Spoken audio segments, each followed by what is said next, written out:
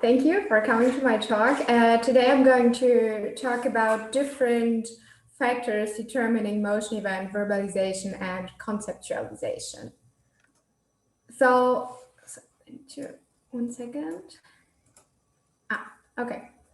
So considering this motion event, different descriptions of what is happening are possible.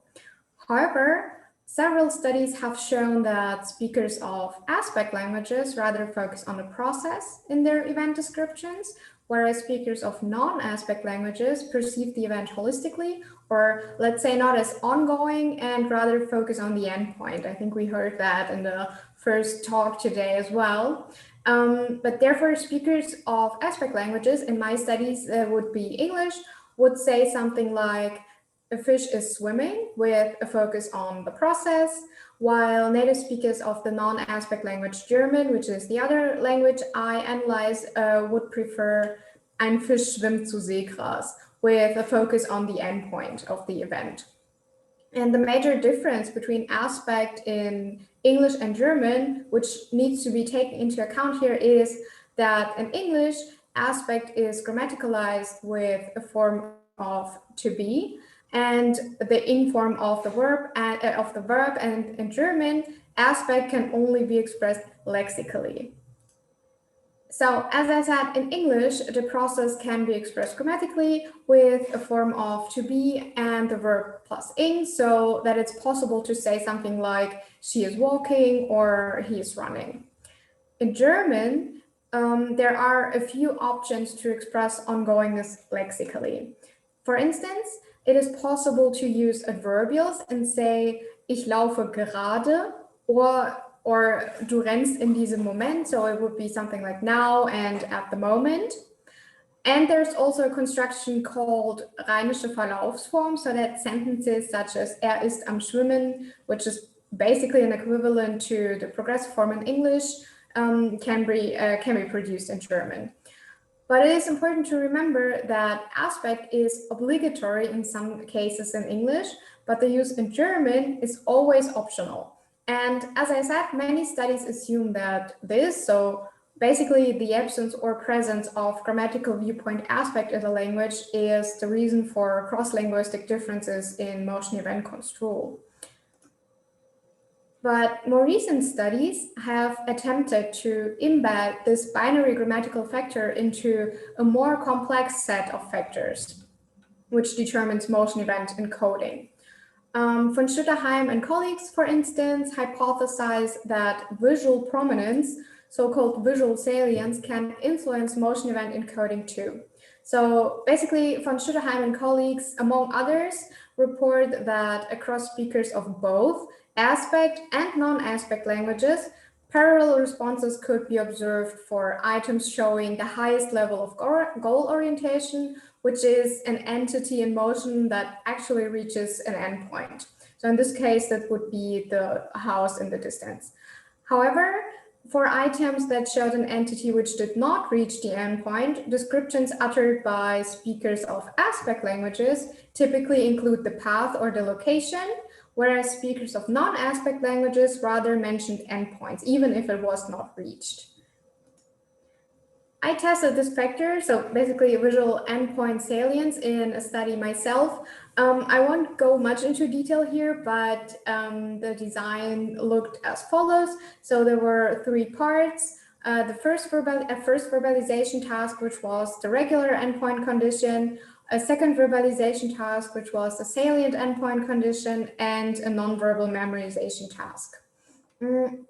Participants were 25 native speakers of German, 25 native speakers of English, and 25 proficient learners of English whose mother tongue is English. The first verbalization task had or served the purpose of a baseline to basically test the prominent assumption that native speakers of aspect languages, in this case English, focus on the process and rather express progressive forms, whereas native speakers of non-aspect languages, so in this case German, rather include endpoints in their motion event descriptions. Therefore, the learner group was tested only in the second verbalization task and in the memorization task, because the first verbalization task was the baseline. And the reason for including learners of English at all is to analyze whether a high level of competence in English has an influence on the description of events, and whether proficient English skills cause somehow a shift in conceptualization of motion events.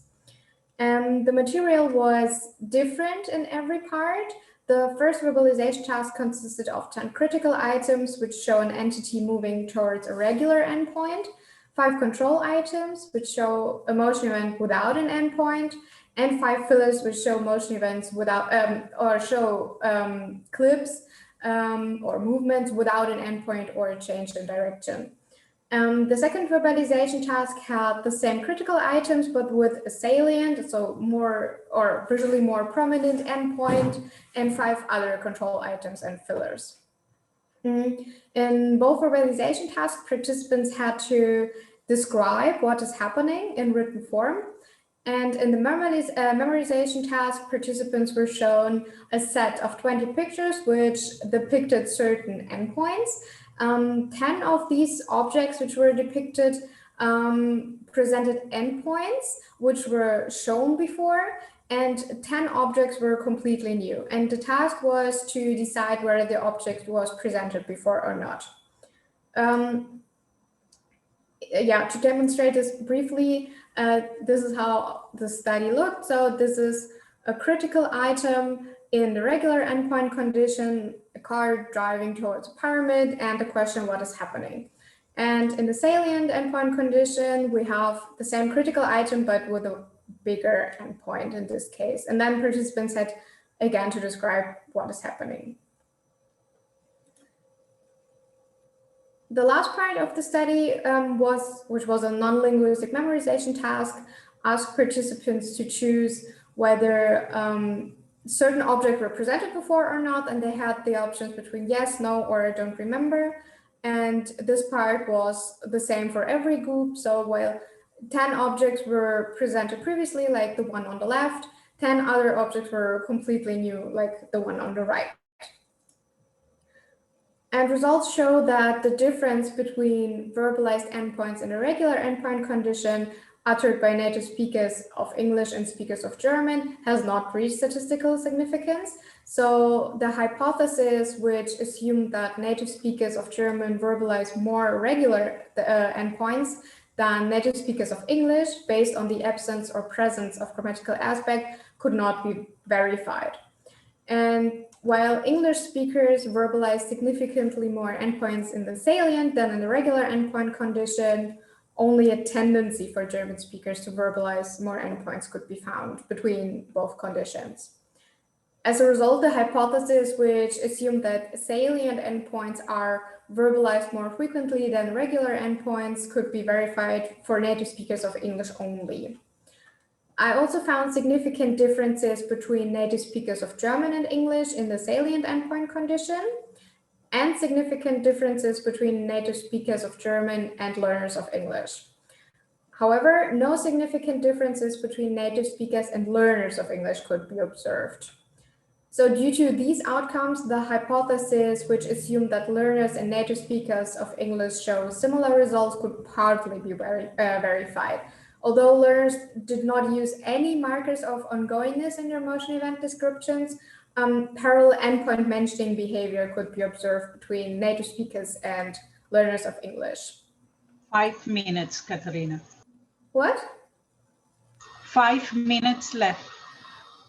Oh, so yeah, I think I'm gonna skip this one. The main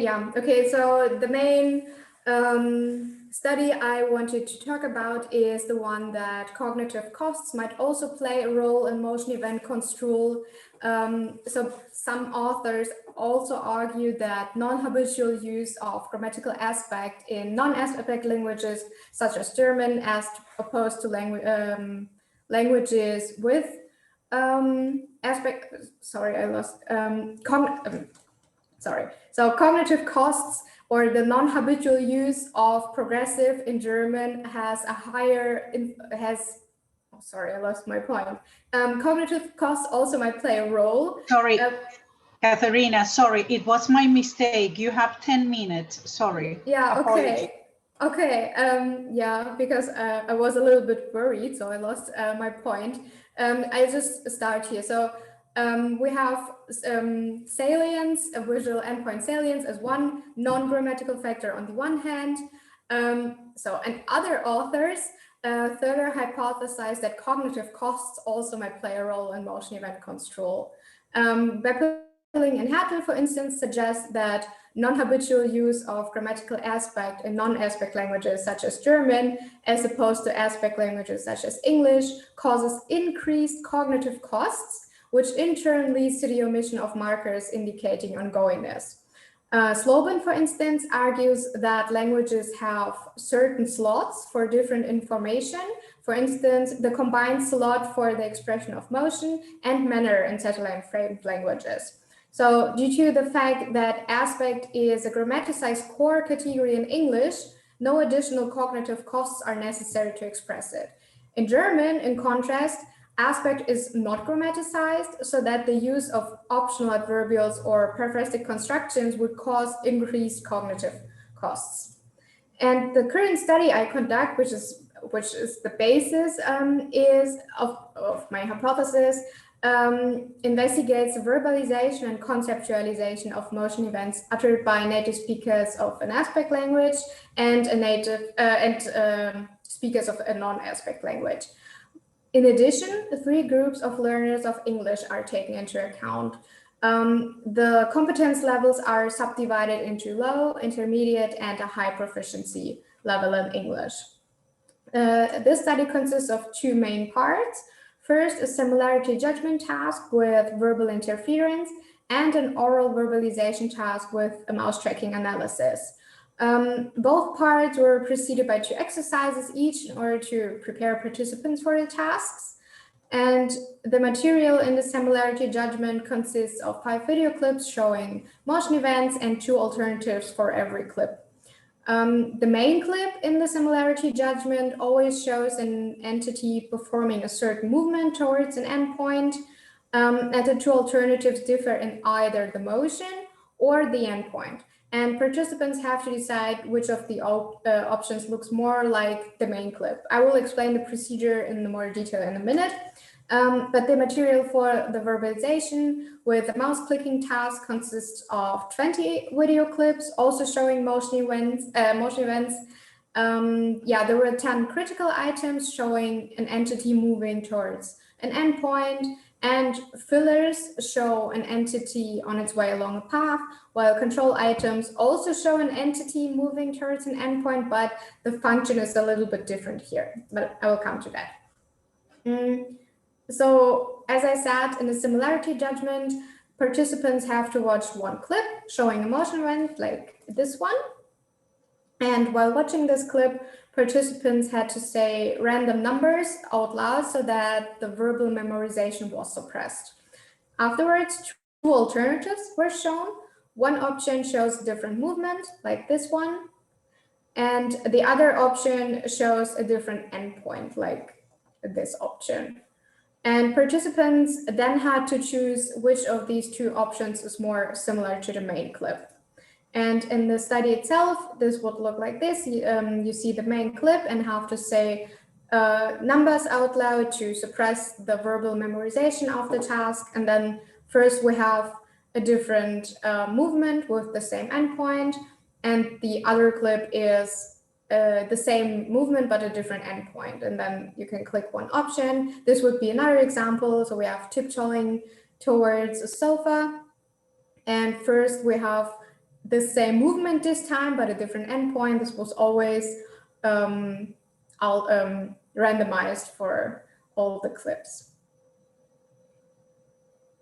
Yeah. Okay. The hypotheses I wanted to test were first that native speakers of German focus on the endpoint of an event, whereas native speakers of English rather focus on the process.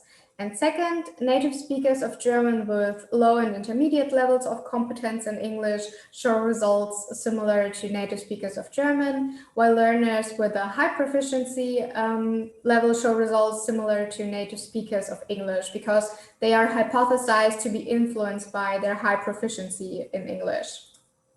In the verbalization task, participants had to watch a video clip showing either a critical item, a filler, or a control item. So this would be a critical item. Participants watch the clip, and then they see this icon, which means that they now have to verbalize the event orally. And then they see a word which summarizes the endpoint in one word, sorry. And so in this case, the word they see is stones, and then they see this picture with a clickable endpoint related area, which they have to click so that E prime, so this is the program I used, will measure how much time they needed to click on the endpoint. So to demonstrate this, this is how the study would look. If we have a critical item, an entity moving towards an endpoint, now participants are asked to verbalize what they see. Now they see the word endpoint carousel, and then they have to click on it. Control item without endpoints. Again, you have to verbalize it, and then you have to click on something in the background.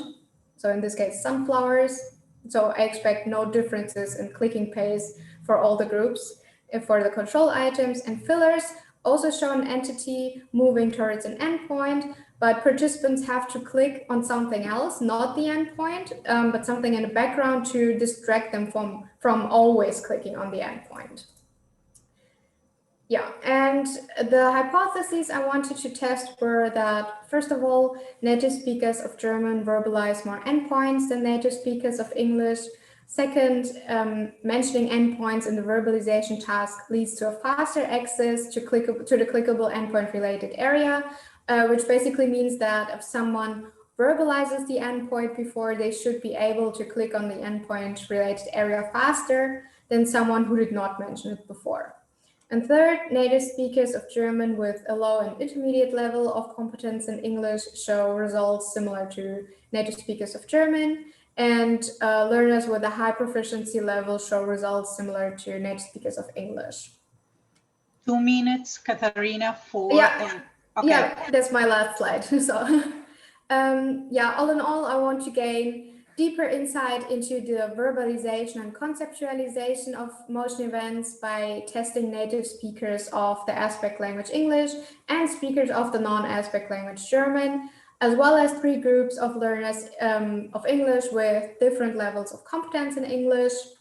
The similarity judgment task with verbal interference is to show whether cross-linguistic differences appear due to a cognitively based bias, which should resist the verbal interference, or due to effects resulting from active language use, which should be diminished when the linguistic system is suppressed. I also would like to examine how native speakers of German with different levels of competence behave in these verbal and nonverbal tasks. And all in all, cognitive costs are investigated and hypothesized to be a further non-grammatical explanation for cross-linguistic differences in motion event verbalization and conceptualization. Thank you. Thank you very much, Katharina, for a very interesting talk. Yeah. Am I still sharing? Yes, you are still sharing. Okay. Okay. So we have some questions. Very interesting. I will start, okay? Very interesting study, Katharina, about the stimuli used, cartoonized animations as opposed to film video clips.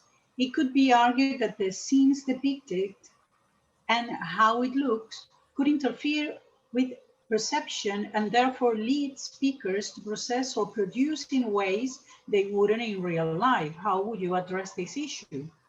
I couldn't hear you, so okay. I think that's an interesting question. However, using animated video clips also has a lot of advantages because you can manipulate the stimuli according to your trials. That's the first point. And second of all, you actually diminish the risk that participants recognize the area or the environment or the participants in the clip. So that's actually a plus point. I think the main point of using video clips at all is that participants don't have to infer motion. I think the main or the most important point is that they actually see the motion, and which is why I used video clips and not pictures. But I don't think that animations somehow interfere with perception. And I also couldn't find that in my results, because my results are partly or most of the time in line with the prominent assumption that native speakers of German rather focus on the endpoint and speakers of non-aspect languages do not. Thank you very much. Panos, you have a question. I do, yes. Thank you, Freibert, and yeah, thank you, Katharina, also for your very interesting talk. I mean, the last experiment that you showed is so up my street. I wish I was doing it. It's so interesting. But I wanted to just ask you with interference. I mean, so okay, interference is used in classic sort of categorization tasks to take away the effect of language, right? So you kind of mute the phonological loop, as it were, so you can no longer encode. So one of the questions I wanted to ask is, so in a classic interference paradigm, you would have the no interference condition and then the interference condition, just to show that, whatever cross-linguistic differences you find in the no interference condition, they're going to be abolished by interference. So in your design, are you using exclusively interference condition, or are you not using the no interference condition either? In the similarity judgment task, I only have the condition with verbal interference, because that serves somehow as an explanation for the verbalization task. So I expect in a verbalization task that native speakers of German rather focus on the endpoint, and native speakers of English rather focus on the process. And then the explanation would be that it's a cognitively based bias or not, depending on what the similarity judgment task will say. So the verbal interference will, or I assume that it will show, so either native speakers of English choose the process and not the endpoint, and native speakers of German choose the endpoint, or they choose the same. Because if they choose the same, this means that the results result from language use and not from cognitively based bias. So that's what I wanted to test. Okay, so then the second question is, what will the language of interference be? Because that's crucial. The language of interference is the same, their mother tongue, basically, the language in which they are tested. Okay, but the learners, are you not having learners in this? I have learners in this, yes, and they will also be tested in German. In German. Oh, okay, Yeah. okay, fine. So in the past, when we've run tasks with interference, what we find is that it interacts with proficiency in an interesting way, which is that in lower than very advanced proficiency, essentially you don't have any language effects. Interference really does work in the classic way that you find in other categorization studies, in that it abolishes your language effects. So you don't find any differences between, say, German speakers and English speakers. However, in advanced proficiency, what we have found is that if you give interference in the second language, then the cognitive patterns resemble the first language, and vice versa. If you give interference in the first language, they resemble the second language. And it's quite interesting, actually, because recently one of my students who's working on manner and path of motion showed exactly the same thing with Arabic-English bilinguals. Again, this only happens at very advanced levels of proficiency, meaning that these advanced speakers, because also they tend to be late learners, they somehow separate conceptually the two languages, so when you interfere with one language, they will draw from the other language as a basis for categorization. So I think if I were you, I would probably think a bit more about the learners, because you may end up with results that at first you may have difficulty explaining, but you could explain based on the proficiency levels and based on what other studies have shown, regarding interference in the learners. But I would still even taking the learners out, I would still think that with your native speaker, with your monolingual samples, I would still want to see what happens when there's no interference, because because I think it would be difficult to interpret. Yeah, I mean, it may turn out as you hypothesize, but if it doesn't, then it'd be difficult to interpret, what is happening in the interference condition if you don't have the no interference condition. But also it would be interesting to see what happens. Like Fred mentioned, you have different types of stimuli. So we've never used this kind of stimuli with interference in interference paradigm. But yeah, I would just think about it, a bit more, and perhaps have a condition in there with yeah, that's a very interesting point. Maybe I'm gonna add that because the study is still in progress, so it's not too late to do that. Yeah, that's yeah. great. I really want to know the results. So yeah, yeah. Drop me a line if you do get the findings. Okay. Thank you.